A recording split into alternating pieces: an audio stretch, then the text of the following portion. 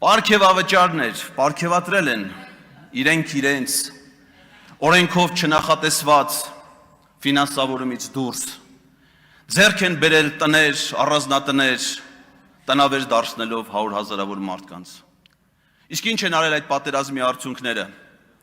Վերածել կապիտուլյացիան նորից 21 թվի պատերազմի, 21 թվի պատերազմը նոր կապիտուլյացիայի, խախտելով բոլոր բանակցային ձևաչափերը, կասկածելի ձևաչափերով, տանելով մինչև 2022 թվականի հոկտեմբերի 6, որին նախորդել էր Ջերմուկի պատերազմը, դրանից հետո նորից պատերազմ Արցախում 2023 թվականի սեպտեմբերին, նորից կապիտուլյացիա, Տավուշի հանձնում, սա է այս իշխանության դեմքը, պատերազմ, զոհեր, կորուստներ և պարգևավճարներ։ Իսկ երբ հարցնում են պատգամավորին, թե քեռին ոնց է, նա ուրախությամբ պատասխանում է, որ փառք Աստծո, լավ է քեռին, թող լավ լինի քեռին, բայց իմ քեռին չի կարա լավ լինի, որովհետև նրա անվանակից թոռնիկը Աղաջան Ջանոյանը, որի մկրտության կնքահայրն եմ ես, Մխիթար Հերացու անվան պետական բժշկական համալսարանի առաջի կուրսի ուսանող զոհվել այդ պատերազմում։ Իմ քեռին եւ ես երբեք չեն կարող արդեն լավ լինել։ Երբեք չեն կարող լավ լինել։ Մենք լավ կլինեինք,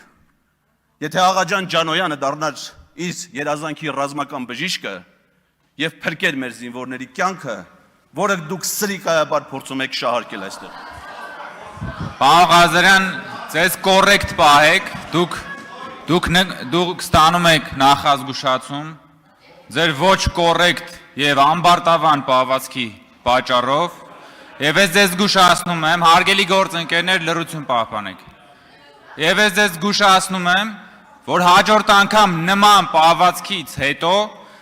եթե դուք չինքնա էվակուացվեք այս դահլիճից, ձեզ էվակուացնելու են եւ դուրս են շպրտելու այս դահլիճից եւ ազգային ժողովի շենքից։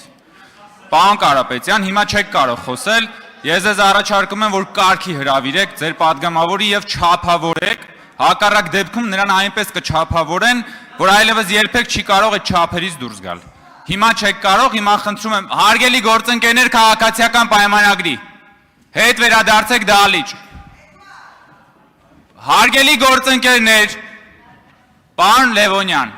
ուր եք գնում։ Զբաղեցրեք ձեր տեղերը, նիստը շարունակվում է։ Վերադարձեք դահլիճ եւ զբաղեցրեք ձեր տեղերը։ Հաջորդ ելույթի համար Սուզաննա Ավետիսյան։ Նիստը շարունակվում է, Սուզաննա Ավետիսյան։ Համեցեք տիկին Ավետիսյան։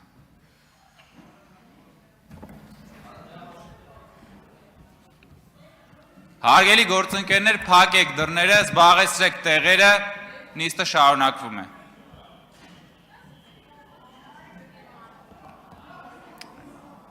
Համեցեք, խնդրեմ։ 20 րոպե ընդմիջում։